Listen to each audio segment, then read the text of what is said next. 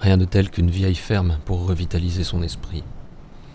Souvent, c'est le seul objet au monde où un homme peut rentrer chez lui. Dans sa pièce, avant, il y a un vieux cercueil en dentelle, mais la grille et le couvercle en métal proviennent de la cuisinière. Et le médaillon vertical provient de l'allumette allumée. C'est une jolie image de la jeunesse, et l'image est toujours fraîche dans l'esprit du propriétaire. C'est ici, et désormais chaque fois que quelqu'un désire voir le cercueil, qu'on lui montre la délicieuse vente de pâtisserie, dans laquelle des centaines de gâteaux et de pâtisseries sont enroulés autour des rubans rouges et verts. Il était une fois un homme, que la vieille dentelière ne le connaissait pas, mais qui avait une voix haute et belle, disait beaucoup de choses absurdes et était généralement appelée la femme sage. Un jour, alors qu'il volait dans le jardin, elle prit un couteau et coupa toutes les plumes de l'un d'eux, à l'exception de la tête, qui était retenue pour un drapeau. Puis on l'a mis sur une table, et les autres ont été placés à côté, et ils se sont tous exclamés « Comme c'est beau !»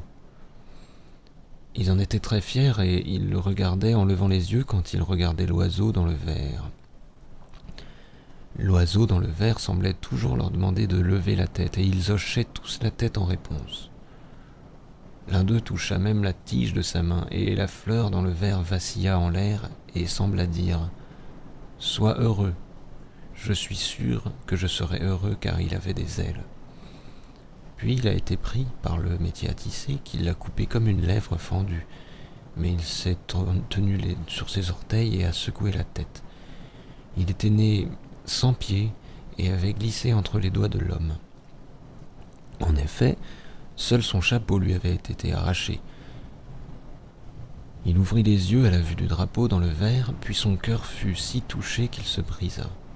Il devait alors voler, et sa main devait être échangée contre un drapeau, ce dont il était vraiment désolé. C'est ainsi qu'il dut rester très longtemps avec la dentelière, et longuement il se releva et rêva de nombreuses nuits blanches.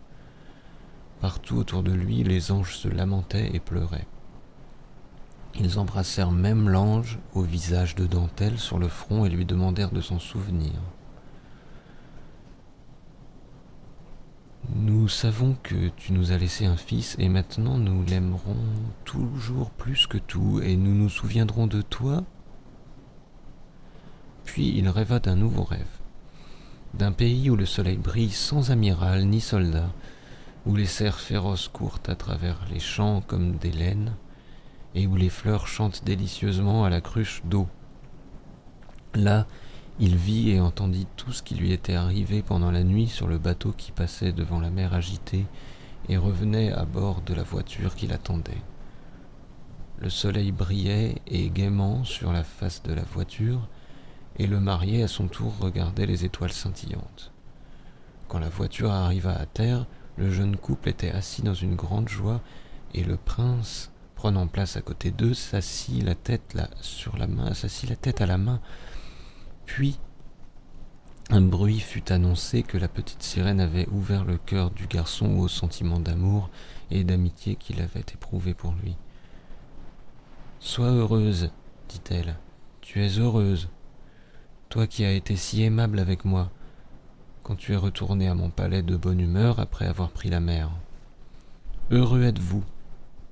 En effet, quand, après avoir navigué, vous rentrez chez vous avec un cœur heureux vers votre mère et votre père, c'est là, mon enfant, que tu devrais être. Allez de l'avant, parcourez le monde, voyez quels changements doivent se produire, et suivez l'exemple des changements que vous voyez chez les autres. C'est le monde, et du monde rien n'est vrai. Le soleil brillera et la lune se couchera, mais vous serez toujours malheureux, encore moins aimé et soigné. C'est étrange, mais c'est l'occasion d'apprendre quelque chose.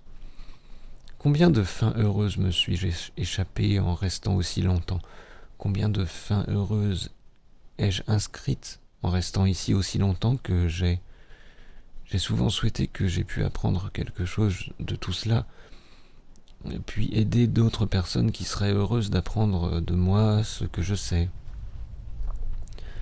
J'apprendrai quelque chose De toutes ces choses, dit la petite sirène, si possible, je chercherai et apprendrai de toutes ces choses que je peux aider les autres à faire et que je peux moi-même être capable de les aider aussi.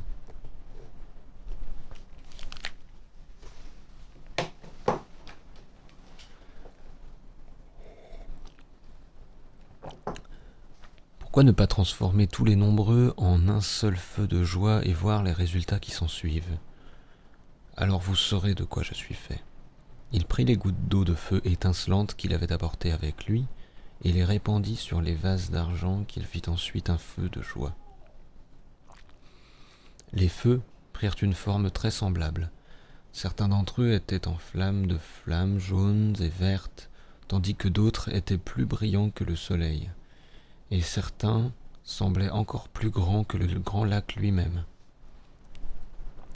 Ils ont été formés par le travail des mains sales humaines, mais ils étaient tous de la même substance cristalline, la même cigogne, la même soupe au lait, la même sauce musquée. C'étaient de grands dragons de fer, l'œuvre de l'homme. Le dragon, comme vous le savez, est une chose vivante. Un dragon, un être vivant, et a le pouvoir d'un grand enchantement. Il prononce tantôt des rêves, tantôt semble être de la pierre, tantôt est un beau métal argenté. Parfois il parle avec des mots humains, parfois la langue des cigognes, parfois il conduit les cigognes à travers la forêt la nuit ou le jour, il les conduit à cheval pendant la journée. Parfois il parle dans la langue des animaux, d'autres fois il parle dans la langue des hommes. Il est le père de tous les animaux et donc du monde entier. Chaque soir, lorsque le soleil se couchait, les cigognes s'envolaient vers l'étranger et les enfants devaient les ramener en voiture. Une fois, alors que le soleil était assez haut dans le ciel, la cigogne était assise sur le dos d'un des chevaux qui était conduit par une meute de loups. Le soleil brillait si fort que la cigogne pouvait à peine le voir. Mais les rayons illuminaient les lignes sombres du ciel, où les nuages bruissaient et la foudre brillait. Alors la cigogne dit : « N'oublie pas ce rêve élevé que je t'ai fait, et n'oublie pas que ma tuyauterie est lente et que je suis toujours à l'écoute.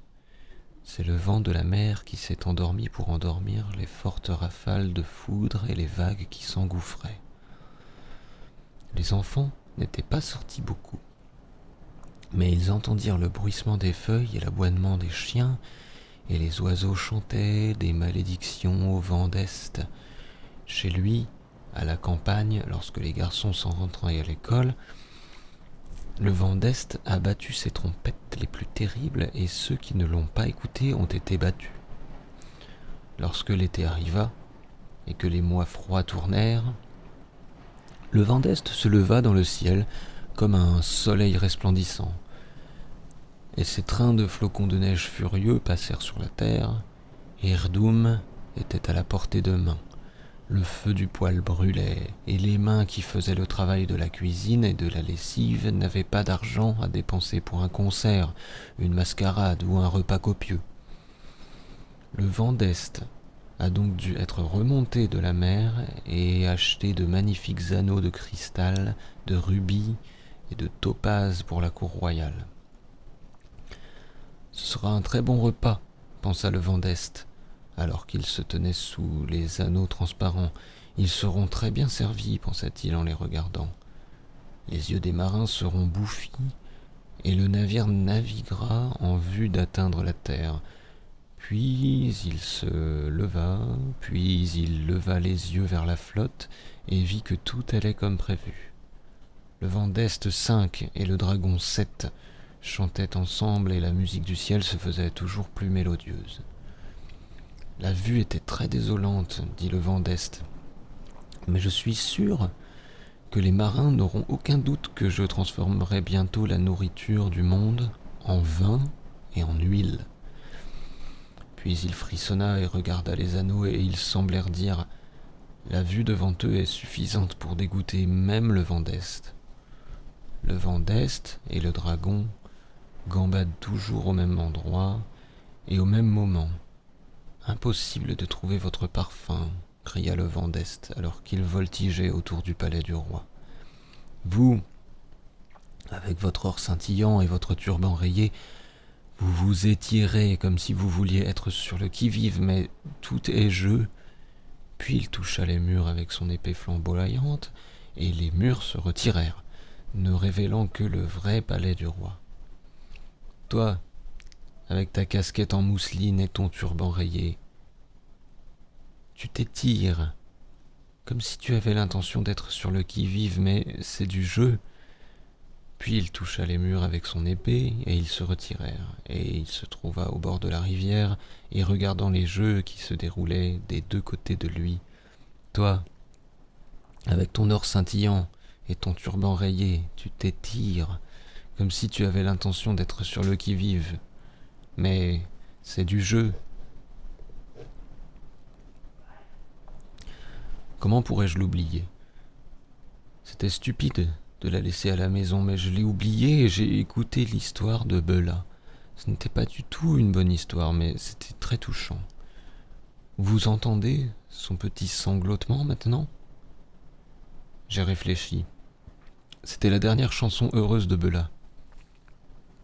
Comme c'était beau. Bien sûr que si, dirent les roses.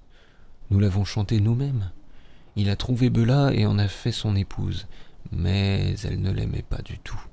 Elle était très en colère contre lui et c'était sa seule chanson. Une des autres roses l'a mieux dit. Et comment était le mariage ? J'ai demandé. Oh, c'était heureux et joyeux, dirent les roses. La plus jeune sœur est tombée malade et c'était une grande perte pour la famille. Puis on plaçait les vieillards dans des lits confortables, mais les jeunes à table dans la grande salle où on faisait la cuisine et où on servait à boire avec des couvercles pleins de glace. Oh, comme c'est beau, ont dit tous les gens au festival.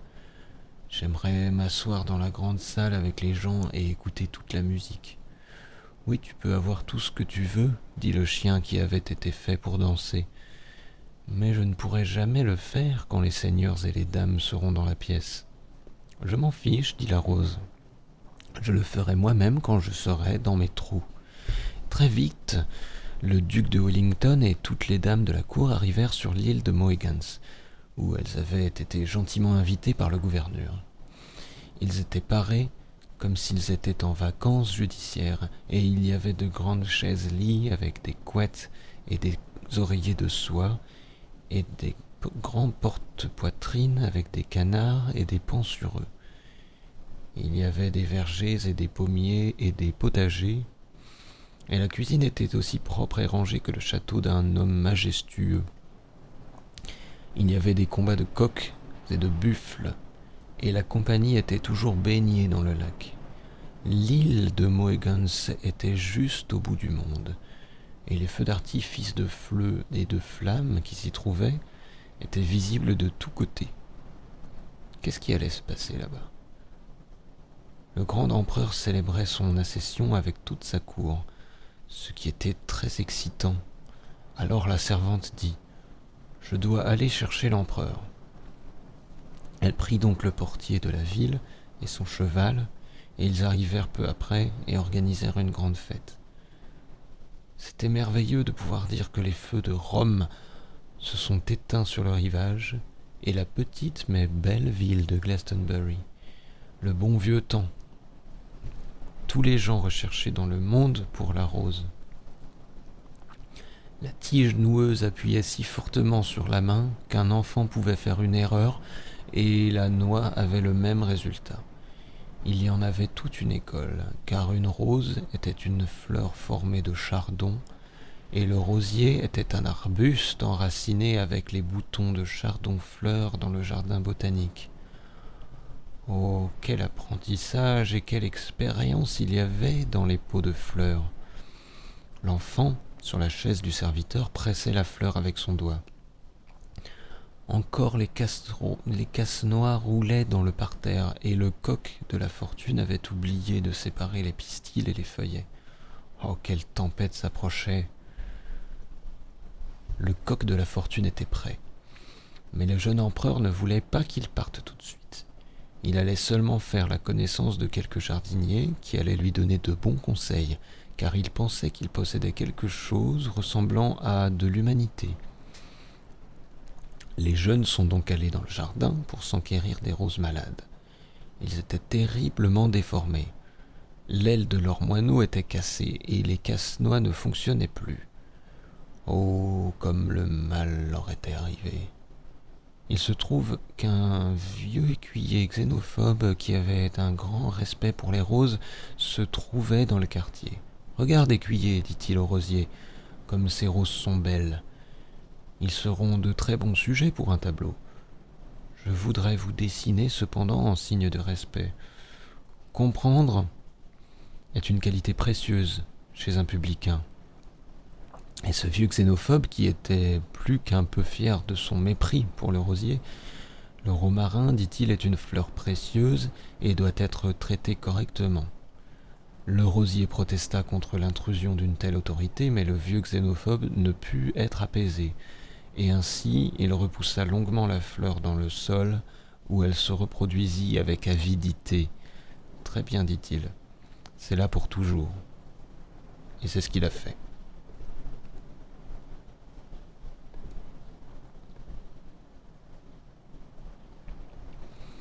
C'était la mi-journée en Turquie, et les canards n'avaient pas encore pris leur envol. Le président de la société, le maître tanneur, était déjà mort. Le maître tanneur, qui avait été l'objet de la répugnance de Baumann depuis qu'il s'était occupé des canetons, se trouvait dans un coin des États-Unis, près du canal de Panama. Il a été l'un des auteurs de la nouvelle loi qui fait de la publication d'un faux rapport sur des sujets politiques ou scientifiques un délit capital. Maintenant que la mort du maître tanneur avait été découverte, les Américains ne pouvaient rien faire pour l'aider. Ils pensaient qu'il avait dû tomber dans le canal d'où venait le bateau à vapeur. « Ne parlons pas de lui, » dirent les canetons, et leurs plumes brillèrent au soleil. « Oh, bien sûr que oui, dit le vieux canard en pliant ses ailes.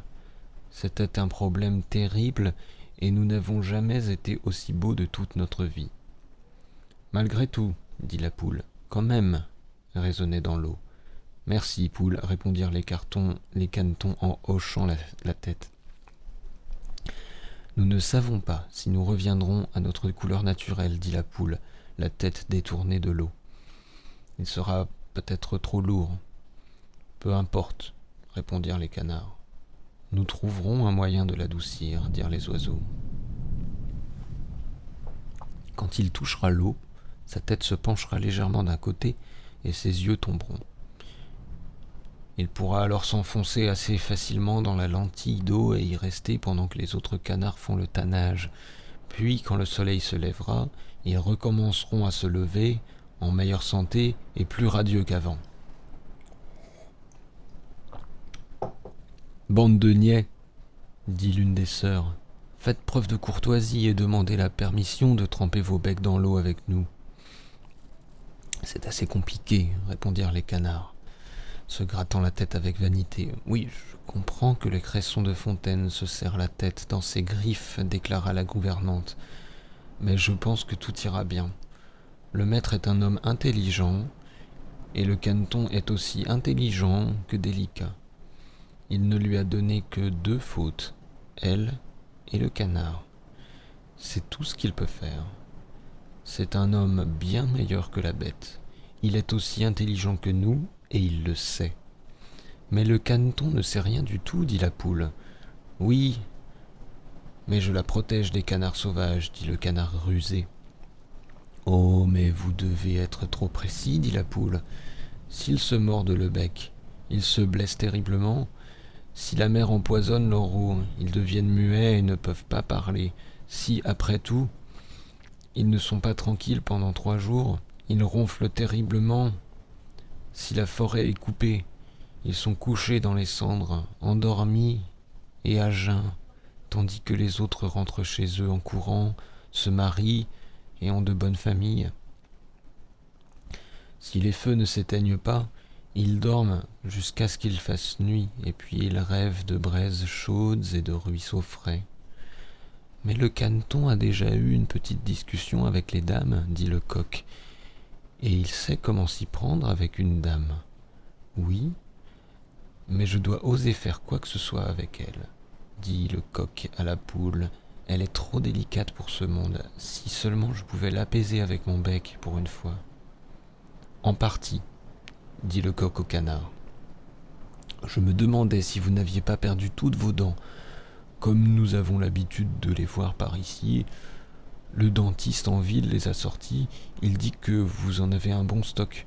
On m'a également informé que vous étiez un danseur et que vous étiez allé sur la grande place pour donner des leçons aux danseurs publics. On m'a dit aussi que vous aimiez beaucoup le théâtre. Changeons donc, dit-il. Nous redeviendrons des enfants, nous aurons un enfant ensemble, et nous vivrons jusqu'à l'âge de 100 ans. Oui, si tu y arrives, dit Gerda, et ils se fiancèrent l'un à l'autre. Ils se sont bientôt mariés, et avaient des conceptions très différentes de la vie et de la mort. Gerda resta comme la fidèle vieille gardienne du palais et ennuya la maison seule. Son service, semble-t-il, était toujours l'été. Et ses étés étaient beaucoup plus longs que ceux de Gerda. Les étés étaient longs et chauds, les hivers étaient longs et froids. Plusieurs nuits d'hiver, elle se tenait sous la fenêtre claire et fraîche, regardant à ce moment précis les visites du jeune roi. C'étaient de magnifiques papillons, et elle ne les avait jamais vus aussi beaux qu'ils l'étaient ce jour-là. Son père et sa mère l'avaient envoyé les regarder pour ne pas être vus par la cour du roi. La fille du roi elle-même devait les regarder, et comme elle était la seule dans la maison, il a été décidé qu'elle devait être les seules à les voir, la seule à les voir. Les papillons étaient pris dans un paquet, et la vitre de la fenêtre était posée sur le paquet pour les tenir. Toute la cérémonie a été très belle, toute la famille était réunie et tout le monde s'est bien amusé. Le jeune roi avait envoyé son fils et toute la cour regarder les papillons, car on leur avait demandé d'être là. Ils avaient l'air très tristes et attentionnés. Les papillons demandèrent à la princesse de répéter ce que la dorure avait dit, que tous ceux qui les verraient seraient couronnés fils du roi. Mais quand la princesse dit que les tortues serpentines qui étaient dans la chambre d'en face seraient les premières à être couronnées, ils ne l'écoutèrent pas, mais chargèrent à la porte. L'ambassadeur a été traîné dehors et le soleil a brillé sur les tourterelles qui se tenaient dans l'entrée. La princesse les regarda et savait qu'il pensait aux tortues serpentines. Elle ne dit rien, mais quand elle vit le fils du roi, elle ne put s'empêcher de penser au canard Snapchat. Puis elle s'enflamma de curiosité, poussa l'ambassadeur et le secoua et cria de joie. « J'ai attendu ici toute la journée pour cela, pensa-t-elle, et c'était vraiment de la joie. »« Ha ha, dirent les tortues serpentines, frappées par leurs voisins. Mais ils ont tous eu peur et ont crié à la fenêtre. Seule Gerda savait où ils étaient et où ils avaient été touchés. C'est vraiment très amusant, ont dit les tortues serpentines, qui sont de très jolies créatures. La princesse jeta un coup d'œil à l'intérieur et vit que les créatures avaient été effrayées par le silence. Puis elle demanda au jeune roi s'il voulait aller avec elle voir le monde et y vivre entièrement libre de toute peur et de tout trouble. Et dès qu'il entendit la parole entièrement libérée de toute crainte et de toute angoisse, il hocha la tête et dit « Viens avec moi, car je te donnerai tout ce qui est dans le monde. Dites-le, et je te le donnerai. Il n'y a rien que vous ne puissiez obtenir, il y a même de la tarte dans la coquille, pensa le jeune roi, et ils prirent congé de Gerda, et il continua avec la princesse.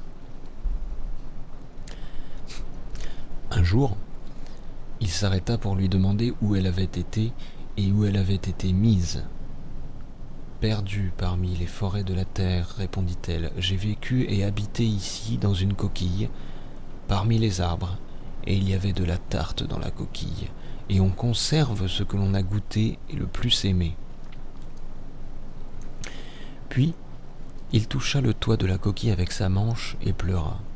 La coquille plie les larmes, la coquille se délecte du doux chant du chant moineau, le chant des moineaux, fuyant à travers les champs et volant à travers les pièces, avec Peg de retour sur le porche et Bellissima dans la cour.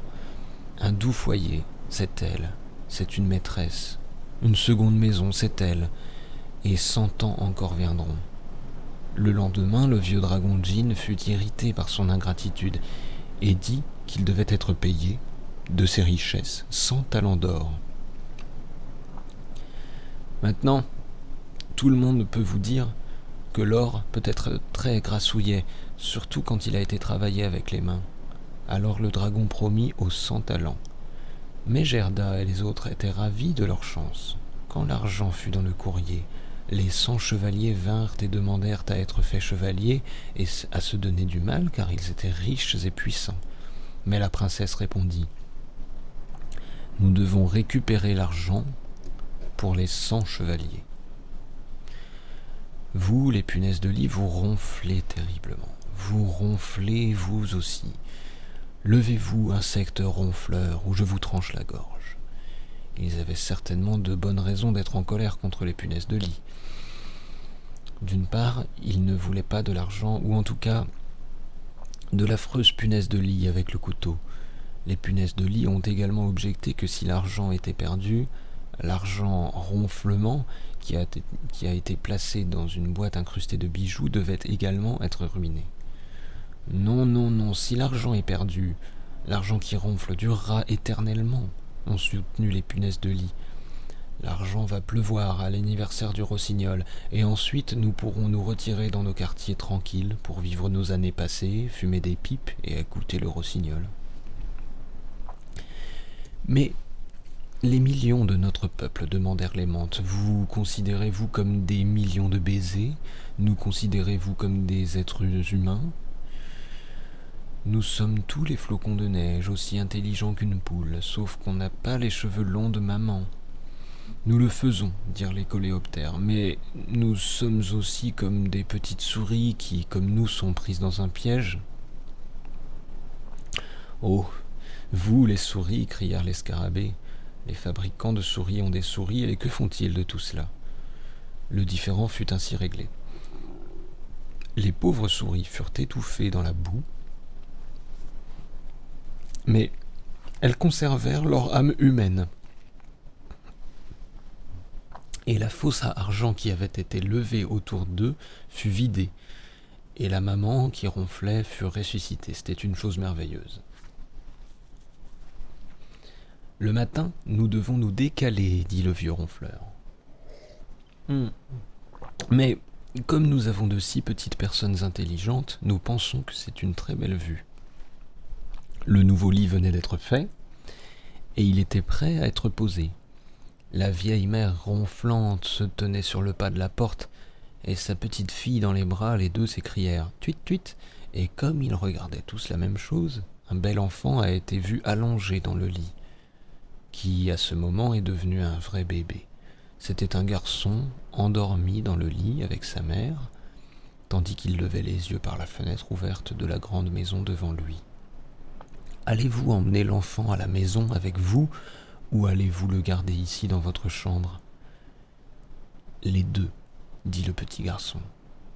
Et maintenant, tu m'auras pour femme. » La mère avait l'enfant dans ses bras, et on ne dit pas ce qui lui a été fait pendant le sommeil.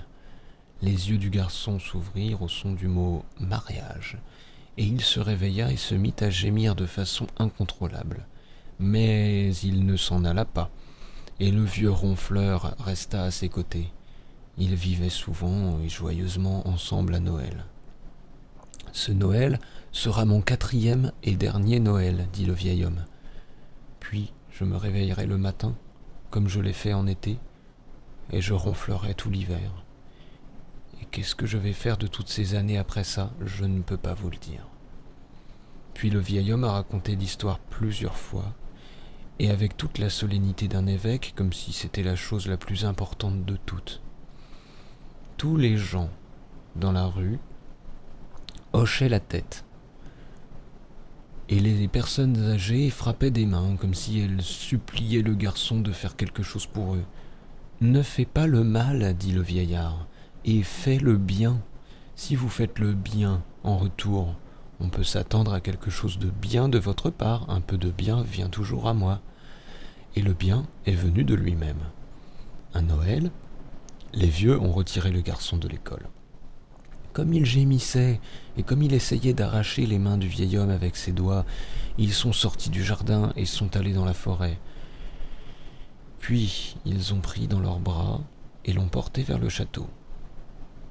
Jusqu'où il devra aller avant de recevoir une confirmation écrite du vieil homme, dit le garçon, mais je lui trouverai bientôt une digne épouse, j'apprendrai bientôt à lire et à écrire.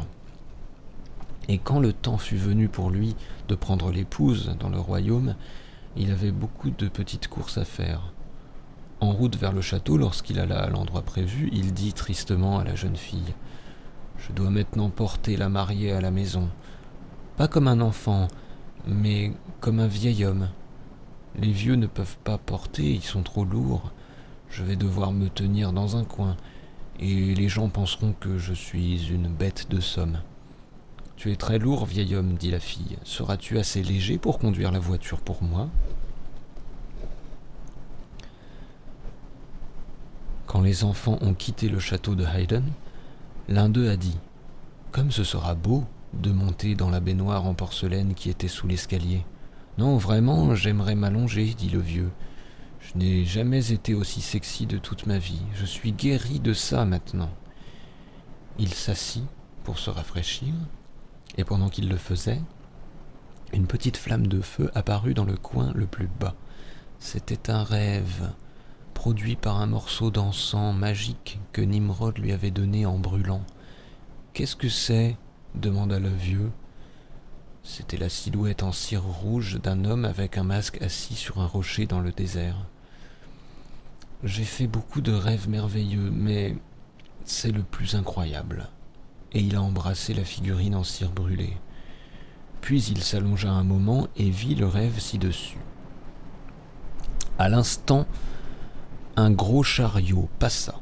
Il se déplaça lentement, et quand l'homme au masque passa, il vit la grotte en feu dans le sable. Le chariot s'arrêta, et quand l'homme au masque y retourna, la petite fille se tint debout dans le chariot, qui tenait son chapeau à l'envers. « Où vas-tu et par qui ?» demanda le vieux. « Pour apprendre la magie, » répondit-elle. « Mon nom est le feu. On m'appelle aussi Thumbelina. Je suis venue avec l'ordre exprès du prêtre. Il dit que, de ce feu sacré que j'apporte avec moi, il peut tout faire brûler en flammes, tandis que ce petit bain, il peut apprendre tout ce qu'il veut sur le feu. » « C'est un vœu très noble et très utile, dit le vieil homme, mais je dois te demander une chose. Laquelle de ces deux-là est ta propre fille ?» Thumbelina gloussa et dit « Comme si tu pouvais obtenir n'importe quoi en échange d'un si beau discours. » Le chariot s'arrêta, puis la petite fille dit « Si tu peux apprendre le feu, tu peux apprendre n'importe quoi. En effet, tu es si intelligent. Si vous le souhaitez, j'irai avec vous dans le bois, où je pourrai vous aider dans vos affaires aussi bien que je pourrai m'aider moi-même. Je te montrerai tous les charmes du bois, et tu ramèneras avec toi tout ce que tu auras emporté. » L'homme au masque trouva cela très intelligent et dit « C'est certainement un vœu très précieux, mais vous ne devez en apporter qu'un peu. Je ne suis pas assez fort pour te porter dans le bois, et je ne suis pas assez grand pour grimper de ce côté de la montagne. » Alors il y eut un terrible hurlement dans le bois, et toutes les bêtes se précipitèrent hors de la brousse vers lui, aiguisant leurs cornes et poussant un grand hurlement. Les deux filles hurlaient avec elle, et il semblait que tous les animaux du bois avaient poussé un nouveau cri, comme s'ils voulaient s'en prendre à elle. « Va-t'en, va-t'en !» s'écria le vieillard. « Toutes ces bêtes, tous ces animaux sauvages sont après moi. Je peux les entendre hurler maintenant, leurs dents bavardes. » Il hurla de nouveau, et tous les hurlements s'éteignirent, mais le son était encore entendu à travers les arbres. « Oh, si je ne pouvais que pépier, dit Thumbelina. Oh, si je ne pouvais que pépier, je pépierais. » Et puis elle s'est mordue les lèvres, comme si elle allait faire un bruit. Elle les a mordus très fort pour que tous les animaux sauvages puissent l'entendre. Et tandis que le klaxon du chariot bêlait, que le hurlement devenait de plus en plus furieux, que le vieil homme essayait de s'arracher les cheveux pour faire du bruit, la petite fille jouait avec son petit doigt, puis avec son autre main, afin de souffler plusieurs fois sur la corne pour rapprocher ceux qui la poursuivaient. De plus en plus durs, ils se débattirent et parvinrent enfin à tirer le vieil homme hors du bois. Puis, il était d'une seule nuance de rouge. La fille au rouge à lèvres se tenait à la fenêtre et regardait les fugitifs qui luttaient pour leur vie, pour le chariot à cheval. Le vieil âne qui avait été arraché au chariot sentait maintenant s'ouvrir la charge qu'il avait supportée de la charrette de la sorcière et de son propre cœur. Il ne semblait pas comprendre qu'il avait été forcé de porter un cercueil plein d'eau, ou combien d'années il avait été gardé dans le chariot. Personne ne connaissait le numéro. Puis la fille déverrouilla le rebord de la fenêtre et laissa les pigeons s'envoler dans le chariot, et les cendres se répandirent sur tout le sol. Ou comment les pigeons emportaient les cendres, une plume à la fois, tandis que l'autre tenait le rebord de la fenêtre ouvert, ou comment les pigeons emportaient les cendres, tantôt dans de petits paniers, tantôt dans le chariot lui-même qui restait encore en place. Tatouage que nous avons dans notre main, dis-nous adieu, car nous allons vivre beaucoup plus longtemps. Je poserai le chevalet sur lequel vous vous tiendrez, puis je m'approcherai de vous et j'essuierai le sang de votre visage, car vous êtes un homme bon qui se tient près de la terre-mère. Puis le vieux contrepanne d'acajou s'enfonça, et le bois dur en dessous s'éleva vers le haut jusqu'à ce qu'il ressemble à de fines fleurs jaunes dans un grand jardin. Le soleil brillait aussi vivement et chaleureusement sur les têtes du garçon et de sa sœur que sur la vieille contreplaque, et ils souriaient comme quelqu'un qui s'est assis fièrement près de sa mère, de sa sœur, et dont ils sont fiers. Ils lui baisèrent la main et regardèrent sa tête d'aigle, puis il s'essuya le visage et s'inclina en disant « Madame, je dois ma vie à Mère Nature. » « Oh, tu dois ton gagne-pain au soleil ?» demanda le vieux contrepanne qui gisait en morceaux sur le sol. « Oui, au contraire, » répondit la petite fille.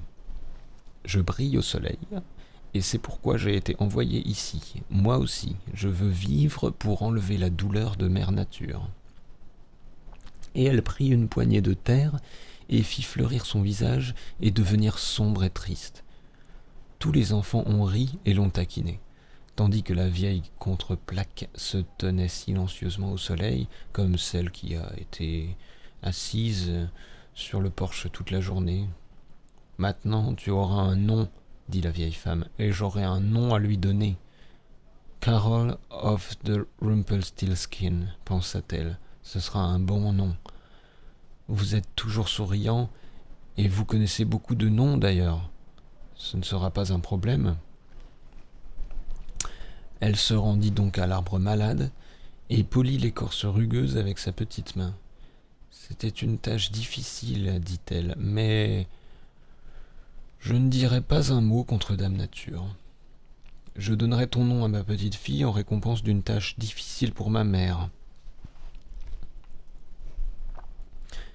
Et elle secoua le tronc d'arbre jusqu'à ce que la vieille femme se précipite vers elle. Et quand la sorcière s'approcha du vieil arbre malade et le regarda, elle sourit et dit « Ô vieil arbre, tu as fait le dur travail du monde. Je ne vous ai pas vu pendant longtemps, et maintenant je vous vois assis parmi la pierre de taille en bas, mais c'est parce que vous vous êtes assis trop longtemps sur le porche. Quand les enfants sont arrivés, ils ont tous emporté et l'ont mis en pièces. Tandis que les cendres étaient dispersées dans la rue, Comme c'était drôle. Puis le courrier arriva, et il fut ouvert et inspecté, et tout allait bien à la maison. Maintenant, on vient pour faire le gros du travail, et on doit le faire à son aise. J'ai déchiré le loquet de la porte de la tannerie familiale, et il n'était pas possible de l'ouvrir du tout. Alors je suis descendu chez le vendeur ambulant qui avait un sac sur le dos qui était attaché au harnais d'une voiture. J'ai pris le sac, et je suis passé sur la place du marché où les femmes se tenaient debout, et je leur ai vendu leurs soies et leurs produits de qualité. Vous pouvez imaginer à quel point les petits étaient heureux. Puis je suis passé à la cabine de police dans laquelle se trouvait le capitaine, et il a secoué la tête et s'est écrié « Comme c'est misérable !» quand il a lu la loi anti-émeute. Je lui ai vendu le masque anti-émeute et tout l'argent, et il s'est assis et a crié « Comme c'est misérable aussi !» Je me suis assis de nouveau sur le trottoir pavé, sur les trottoirs, sur les empreintes de sabots, dans les marais salants, sous chaque buisson et sur chaque pigment. Ce n'était plus le dimanche. Alors les gens sont venus et m'ont regardé avec leurs yeux noirs et méchants. Ils disaient que j'étais le plus méchant de tous les enfants méchants et que je méritais la mort. J'étais bien et trop gentil pour eux, disait-il. Pauvre vieux Ymir, comme il l'appelait comme ça. D'après le misérable vieil homme dans le conte de fées, la pierre morte sur le trottoir, tandis que les garçons dans la rue m'appelaient le Ymir de la porte des morts. Le petit là-bas était solide comme le roc, dit le corbeau, mais nous ne pouvons pas y arriver facilement.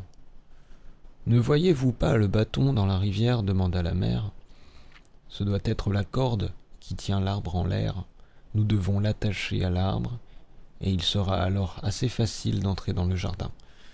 Mets les chiffons et les échassiers et plonge-toi dans la rivière, ce sera comme à la maison. Je pense à quelque chose, dit Ymir. Plus tard dans la journée, un autre enfant pourrait venir. Oui, qu'est-ce que vous pouvez trouver ? Que signifie la fée dans la couverture verte ? C'est un mauvais rêve ou un vrai conte de fées ?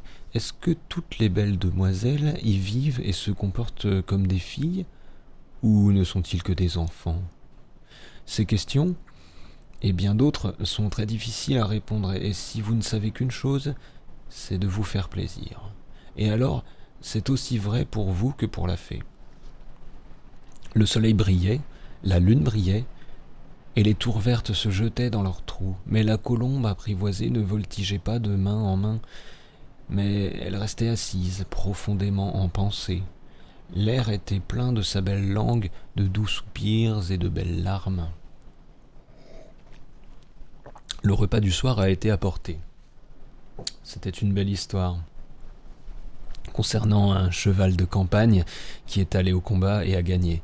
Puis les pigeons ramiers s'envolèrent plus haut dans l'éminence que jamais auparavant, parce qu'ils sentirent les moustaches rougir sur la poitrine d'une noble noblesse. Les pigeons ramiers pouvaient voler même par temps chaud, et ils apportaient avec eux une plume qui illuminait la table pendant qu'ils étaient posés. La plume du riche parent tomba sur la table, et la femme du noble, voyant la rougeur, s'écria « Voilà une plume rouge !» Les pigeons ramiers voltigeaient de leur nid sur le toit, puis descendirent dans le jardin, puis redescendaient comme s'ils avaient peur, puis remontaient dans le ciel. Puis les pigeons ramiers s'envolèrent, et le noble hérita de sa mère la plume rouge. Mais la noble femme ne pouvait pas toujours répéter les paroles qu'elle disait sur ses propres larmes.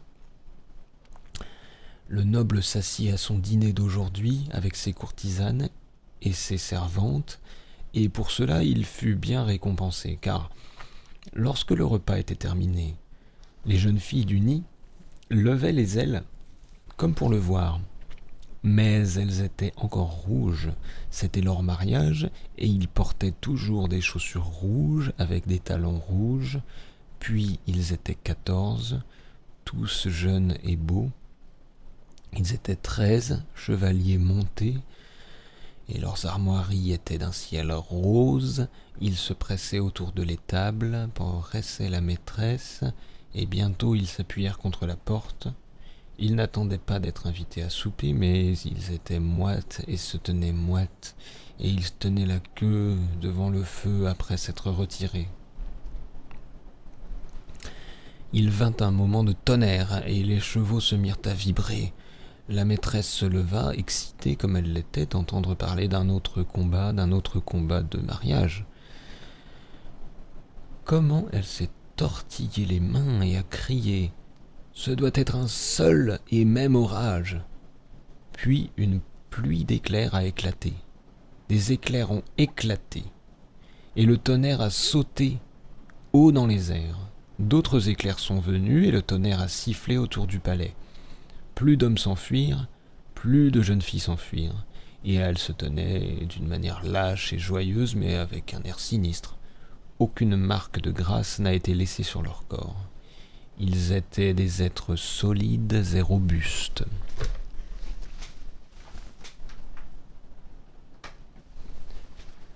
La mariée et le marié se tenaient à la porte, et tous furent étonnés que les plus petits ne se soient pas précipités et n'aient pas demandé la permission de prendre congé de la mariée.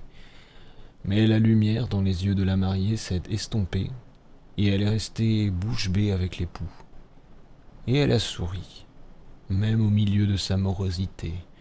Elle s'aperçut alors que le nuage qui lui avait couvert les yeux avait disparu et que le soleil brillait sur son visage. Et, pensant lui demander la rose, elle embrassa son temple, et il reçut d'elle le signe de la rose, et elle lui plaisait, et il reçut d'elle le signal de l'épouse. Puis, ils entrèrent ensemble auprès de la reine, et elle fut ravie de voir que le soleil n'avait pas assombri sa bonne nature. Sa fille, au visage rose, souriante et tremblante, était maintenant assise à côté d'elle dans le palais, et elle se jeta à genoux et les remercia. Mais la plus jeune fille ne pouvait pas parler ainsi clairement et tout simplement comme elle le voulait, car les plus jeunes filles ne pouvaient pas la comprendre. Et les dirigeants du pays ne pouvaient pas lui donner les informations nécessaires. Alors, elle leur dit tout ce qu'elle avait vu et entendu. Elle leur raconta même ce que l'air lui avait dit et fait, et ce qui avait été dit et fait aux autres. Mais la vieille femme, la sorcière, était tellement en colère qu'elle caressa le visage de la fille aînée avec sa main et lui fit répéter les noms de ses sœurs encore et encore et encore. Puis elle lui frappa la tête avec son bâton et la fille tomba morte. Le roi et la reine furent dans l'horreur et ils pleurèrent, craignirent pour leur être chers et firent des miracles.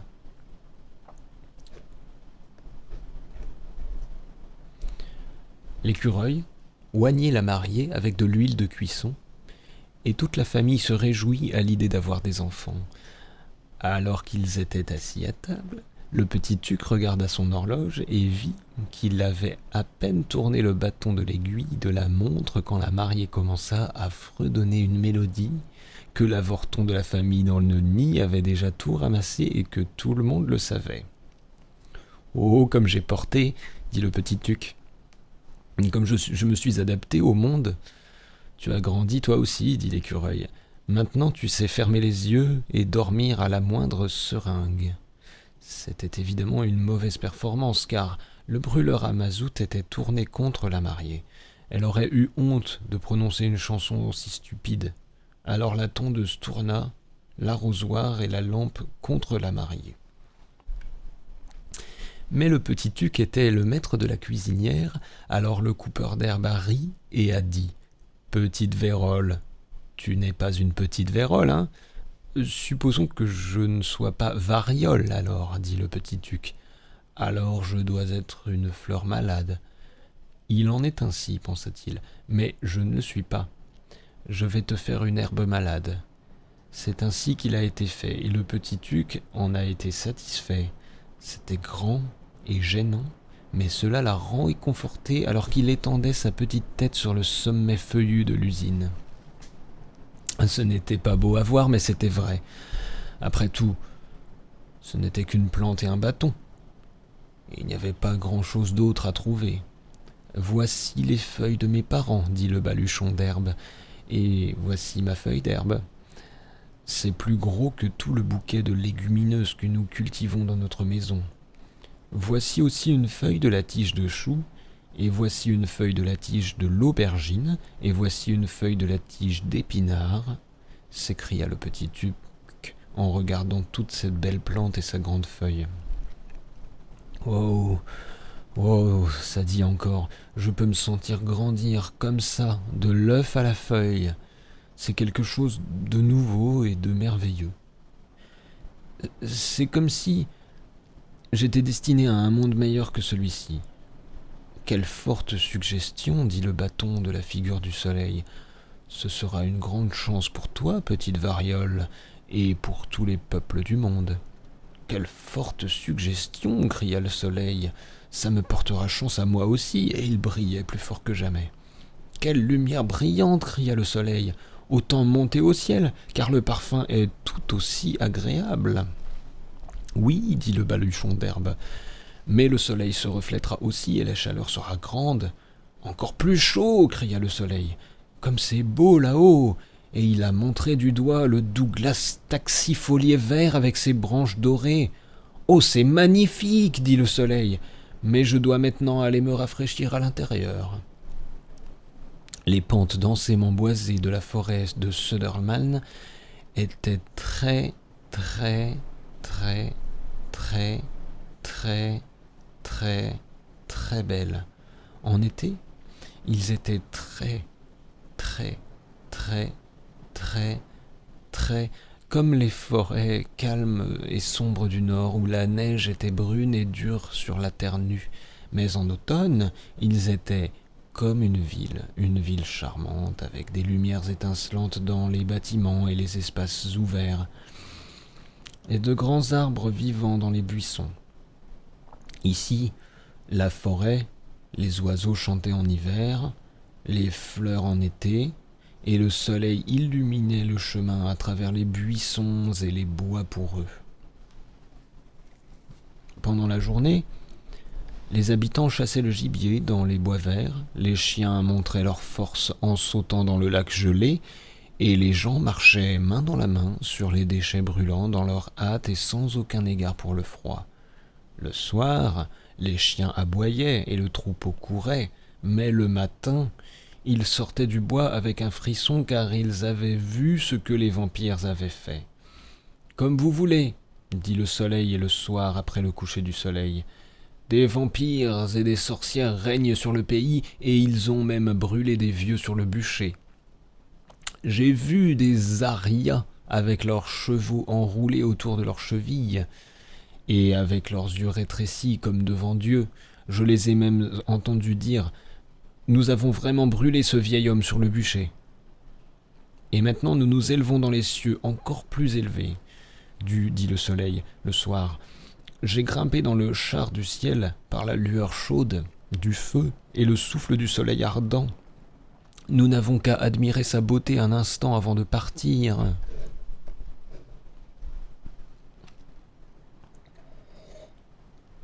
A-t-il été enrichi avec de l'or ou avec de l'argent ? Dans leur avidité, les frères riches arrachèrent tout leur courage et essayèrent de s'enfuir. Les deux comploteurs criaient « Arrêtez, arrêtez, l'or était dispersé et les ciseaux étaient délogés, mais pas les feuilles !» Alors les vieilles feuilles fidèles se mirent à sauter et danser, et les feuilles du miroir se mirent à danser, et les feuilles du livre se mirent à danser, et le petit miroir reprit les mots écrits sur les feuilles. « Moi qui suis la vérité, je suis venu pour redresser le monde. » Sur quoi les fidèles vieilles feuilles retournèrent à l'arbre et furent embrassées par toutes ses branches, et se réjouirent qu'un voyage aussi grand et important que celui-ci ait été entrepris pour eux. La branche la plus jeune, cependant, n'était pas une petite chose, elle était tombée juste derrière, et est tombée juste entre les plus âgés. Puis la fidèle petite feuille fut forcée de danser avec les autres, et abandonna son beau parfum pour être avec les autres. Et depuis lors, il n'a pas souffert de repos et n'a jamais respiré l'air parfumé. Des événements occasionnels se produisaient même dans les branches les plus anciennes. Les plus jeunes ne vivaient plus, mais les autres continuaient comme avant, absorbant toutes les impressions faites par leurs jeunes camarades. Alors que certains s'amusaient, d'autres se reprochaient, d'autres encore accusaient les enfants de la forêt de ne penser qu'à eux-mêmes. Mais dans toutes ces affaires, c'est toujours la feuille la plus jeune qui a prévalu. Et à partir de ce moment, personne ne pouvait s'écarter du cours accepté. Toute personne qui ne le ferait pas serait traitée de folle ou d'idiote. Et elle l'était effectivement. Malgré cela, il y a eu des moments où les autres n'allaient pas comme ils avaient l'habitude d'aller, ou quand ils étaient trop fatigués, des vents en colère soufflaient, ou la lune pâle se levait seulement pour projeter un nuage de poussière dans la direction de la retraite. Un éclair ou la note d'un canon s'est abattu sur les arbres et a fait trembler les feuilles encore vertes les unes contre les autres. Puis, ils ont tous senti que le froid éclatait, que l'air était frais et que les fleurs fleurissaient d'un rouge doux. Tout est à sa place, dirais-je, en tenant la feuille dans ma main et en regardant les rayons du soleil qui brillaient à travers les feuilles. Tout est à sa place, répondit-il, mais vous avez très bien demandé. Je ne parlais pas de moi-même si je ne suis pas d'accord. Mais je ne suis pas folle, dit l'une des filles. Je m'entoure toujours de fleurs, et pas seulement parce que je suis une personne sensible. Demandez aux autres s'ils veulent danser. Je ne suis pas fou, dit l'aîné, mais j'aimerais savoir pourquoi les fleurs m'appartiennent. Je suis trop raisonnable. Parce que je suis raisonnable, rétorqua le plus jeune. Comme c'est injuste, s'exclamèrent les vieilles feuilles. Pour être raisonnable, il faut aussi être belle. Sinon, vous ne trouverez pas de terrain pour vivre. Vous êtes à l'extérieur du jardin. Puis, ils ont tous ri des fleurs, et c'était si bon de les voir qu'on aimerait les serrer dans les bras. Te voilà, tu es dans le jardin, a dit l'une des filles. Magnifique, magnifique, magnifique, tout à fait merveilleux. Attendez, je vous le donne à tenir. Comme tu es gentil d'être capable de faire de telles choses. Tu as dû être fait comme ça aussi. La plus belle du jardin, demanda l'aîné. Alors, je suis la plus belle du monde. Vous êtes une artiste, madame, répondit l'aîné. Mais tu n'es que le miroir de mon cœur. J'aime mes fleurs. Et si je ne pouvais que les voir moi-même, je pleurerais. Mais si je devais pleurer de honte et de honte. Dois-je vous emmener au jardin des fleurs demanda la reine. Mes sœurs n'oseront jamais y aller. Elles blâment leurs robes stupides. J'aimerais qu'ils le fassent, dit la jeune sœur, car alors nous verrions les plus belles fleurs ensemble. J'irai en premier, dit l'aîné. Alors je m'allongerai sur le bord du rosier, et je regarderai les roses elles-mêmes. Mais à ce moment-là, quelqu'un prit la main de la sœur aînée et la tint par terre. « Laisse tomber !» s'écria-t-elle, et personne ne la retenut. Tous regardaient la descente de la voiture de la reine, puis les marches étaient composées d'un côté, et enfin ils descendaient au sous-sol. La voiture de la reine descendit, la petite fille descendit, et devant elle, le petit chien au long poil hérissé s'en alla. Pauvre petit chien misérable, il n'avait rien sur lui, et sa sale fourrure blanche était défigurée pour l'éternité par le froid. Il a été mis dans un coin, à la porte duquel se tenait... Le vieux chêne, dans la prairie, était devenu un grand buisson sur lequel poussait une récolte d'été. Toute la région était couverte de belles prairies verdoyantes et s'étendait sur de nombreux kilomètres sur un sol sablonneux. Ici, de ce côté de la prairie, se tenait le soleil tranquille de la prairie. Un grand verger de pommiers s'étendait devant lui, et les vergers de pommiers étaient tous verts. Dans la prairie de l'autre côté de la prairie, où la prairie était au niveau de la mer, les vergers de pommiers étaient presque épuisés. Mais la prairie elle-même avait l'air aussi verte que du côté ensoleillé.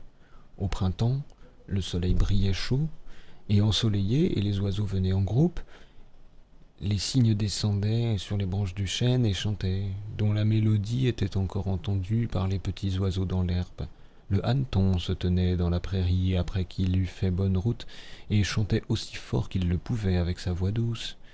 Le soleil brillait dans ses yeux et le parfum se répandait partout. Rien au monde ne pouvait être mieux pour lui que d'être entouré de tant de bons voisins. Il vit une pluie froide, puis 2 petits oiseaux passèrent à côté. Ce sont les premiers oiseaux qui ont volé plus d'1 pouce dans ce pays plat lorsqu'ils ont quitté la maison à un très jeune âge. Ils s'envolèrent directement au cœur de la pinède. Quelle chanson pourrait-il chanter ? Aucun oiseau n'a jamais chanté 2 fois sur le même air. Elles étaient de petites fenêtres sur l'âme des pins. 2 hivers passèrent. Le 3e hiver, quand les étés étaient plus doux, arriva. L'été régnait dans la prairie, mais l'hiver froid persistait encore, et les cygnes s'arrêtèrent. Les vergers de pommiers étaient encore en fleurs, et les balles de foin n'avaient pas encore été ramassées. Le verger était si plein et si agréable que les petits oiseaux avaient le loisir de picorer les branches des vergers et de se blottir dans l'herbe tendre. Les roses dans le pré brillaient encore d'un rouge vif, et les herbes et les fleurs sur la pelouse étaient toutes de bois de rose. Quand, au printemps, le soleil s'est levé, les roses ont éclaté leurs fleurs rouges et parfumées. C'était beau de voir toutes ces belles choses, et pourtant l'automne arriva, et l'hiver arriva. La prairie ressemblait maintenant à de l'or, et les vergers de pommiers ressemblaient à des fleurs dans leur floraison fraîche et parfumée. Mais les cygnes perchés sur leur nid firent la sourde oreille à ces belles vues. Grandes et robustes, à la peau sombre et bleu neige, elles sont restées immobiles au coucher du soleil et n'ont même pas levé la tête pour observer les oiseaux, ni aboyer, ni lever les ailes. C'était leur fière prestance du sud qu'ils ont reconnue. Un jour d'hiver, quand le vent soufflait froidement, il a provoqué une gelure acérée sur des branches de verger.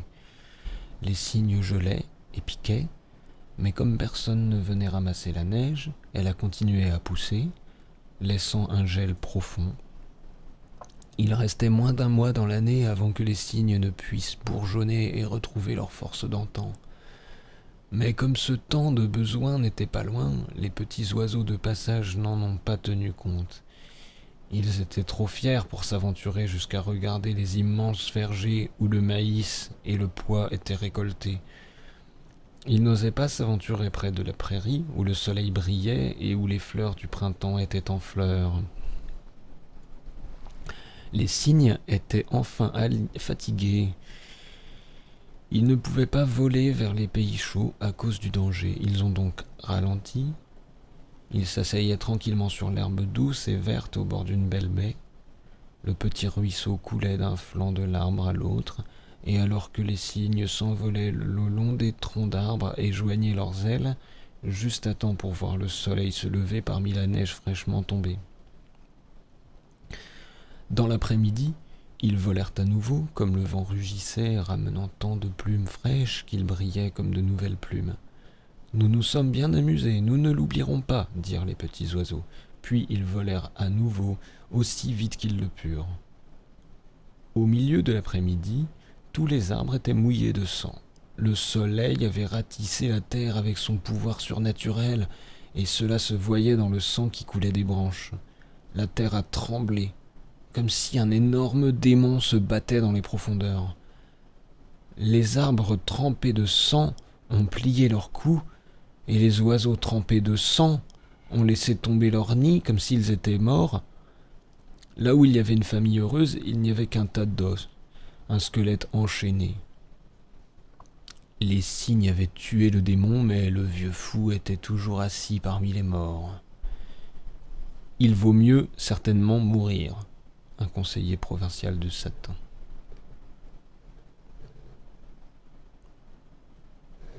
Le corps du roi bien-aimé s'était empêtré dans une toile faite de milliers de petites mouches.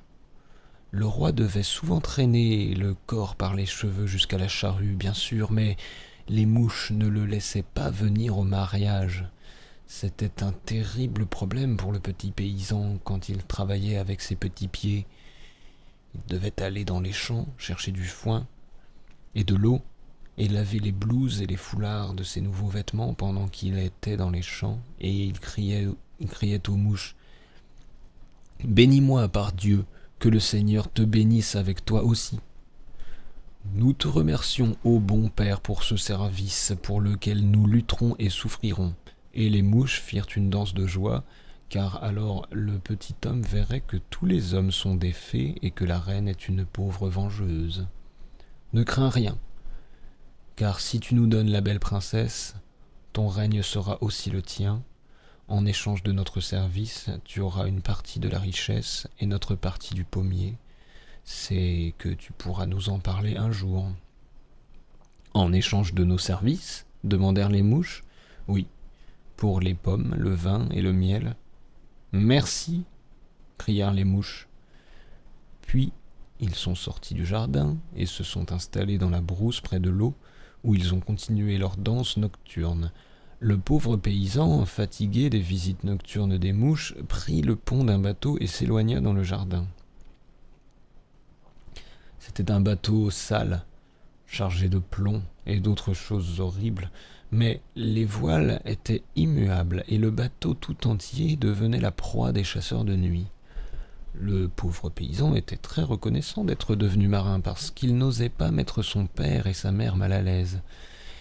Et il est vite devenu de plus en plus prospère. Il a navigué de ville en ville, en apportant la poitrine de maïs, et chaque jour il a vu que la situation a été rectifiée, et le seigneur du navire est devenu le seigneur du navire.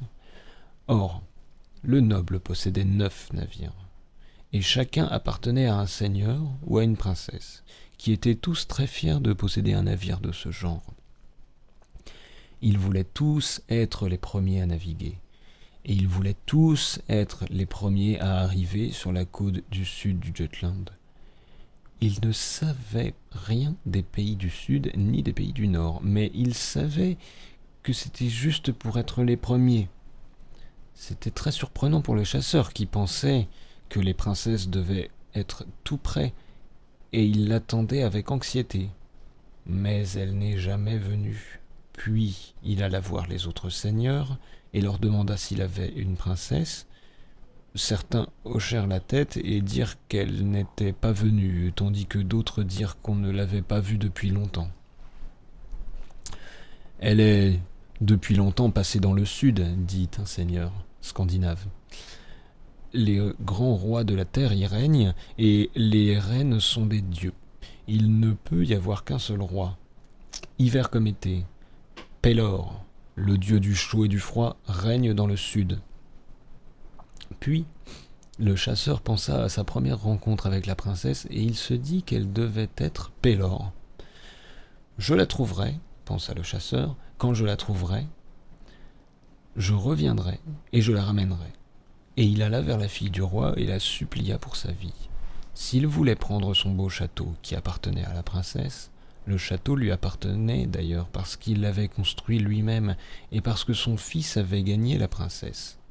Le roi monta sur son cheval et les deux s'avancèrent de le bois vers le château. Quand ils arrivèrent au château, il y avait un grand pieu cloué dans le mur et au sommet il était écrit « Marchez sur moi ». Et le chasseur a tiré à travers le mur et est revenu au château. Les avocats et tous les gens à l'intérieur s'entassaient dans la pièce où se trouvait le chasseur. Ils voulaient tous le voir et disaient qu'il était un chasseur célèbre, mais ils en savaient très peu sur les pays du sud de la Grande Baie. Ils l'appelaient un Pelor, ce qui est un nom très vulgaire car il en avait honte. « Je vous demande seulement de me donner mon morceau de mon château, dit le chasseur, afin que je puisse vivre et chasser en paix ici dans ce petit coin tranquille de la terre. » Puis, Il fit un signe de sa main, et les avocats et leurs avocats se prosternèrent devant lui. Et avec leurs chapeaux et leurs coussins, ils paraissaient tous très silencieux et respectables. Mais devant le lit, là où se tenait le géant, il y avait un petit morceau de gâteau carré, et les femmes de l'avocat et du chasseur.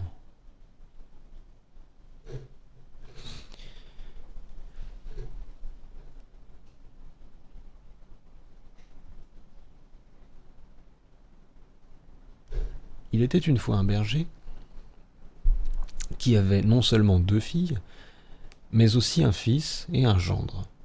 Elles étaient toutes les 2 belles, mais laquelle était la plus belle ? Le soir même, il devait être testé. Le berger et sa femme devaient choisir du bois et souhaiter une grande purification afin que tous soient prêts pour la fête qui devait avoir lieu ce soir-là. La jeune comtesse devait être la chef de la procession. Et si elle choisissait celle qui était la plus belle des 2, ce serait la fête tenue en son honneur. La jeune comtesse était sur le point de prendre sa balle dans sa main et de la pousser vers le ruisseau, quand le berger nagea derrière elle et la jeta dans la rivière à large bouche. La comtesse monta dans la voiture avec elle et conduisit avec les 2 pieds, tandis que le berger s'assit dans sa barque et s'écria « Je ne peux pas tirer la barque.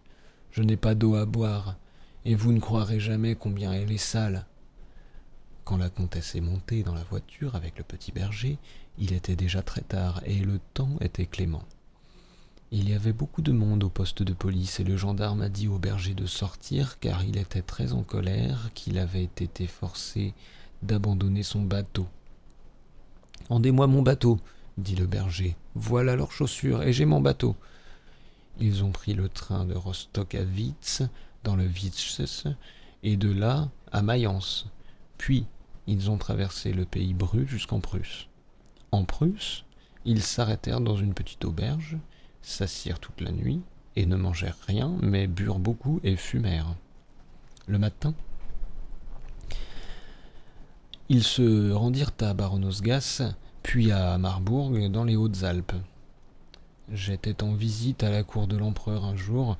Tous les courtisans étaient rassemblés dans la grande salle où la belle princesse était assise, comme vous vous en souvenez peut-être.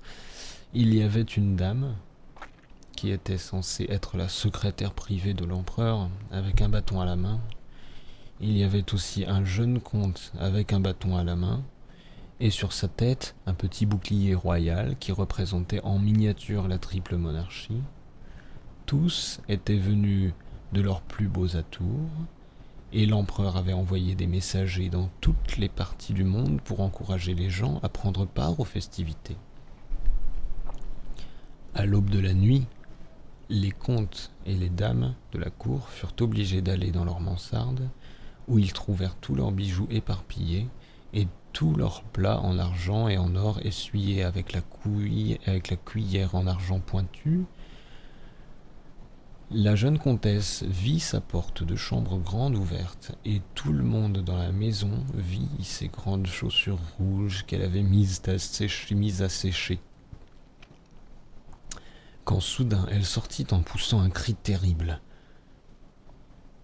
Les serviteurs se précipitèrent ensemble, et elle tomba, terrifiée, dans la baignoire, sous les yeux de l'empereur. Tout le monde dans la rue s'est aussi précipité sur le seuil en groupe et a crié « C'est sur le nid des faucons maintenant !» Dès que la jeune comtesse s'en fut sortie, il cria « Comtesse, pourquoi criez-vous ainsi ?»« Parce que j'ai peur, » répondit-elle, « et parce que je veux voir la princesse qui s'occupe des feux d'artifice. » Il l'a prise pour sa petite princesse qui voulait voir les feux d'artifice, autant que les autres comtesses, et pour la même raison, ils voulaient tous la voir et la regarder, car il n'y avait personne d'autre au monde qui était plus beau qu'elle.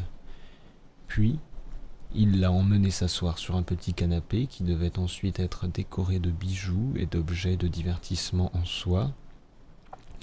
Tous les plus grands costumes étaient proposés pour la représenter, et même les dragons devaient être comparés à l'image d'un paon, et on devait même montrer un char tiré par 4 dragons qui devait la conduire en mariée à la rivière, avec des rideaux de soie de mousseline jetés en arrière. Ce devait être une réception des plus splendides. Il devait même y avoir une fête pour Noël, à laquelle la princesse et le fidèle berger étaient invités.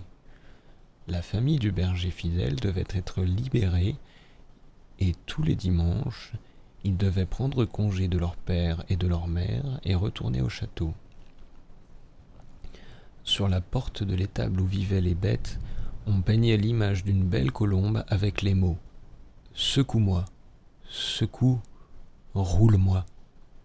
Ils décrivirent que c'était une belle vue car le comte avait 2 belles filles et le petit berger n'en avait qu'une seule. Mais ces restrictions ne convenaient pas à ses enfants et ils ne voulaient pas qu'il en soit ainsi.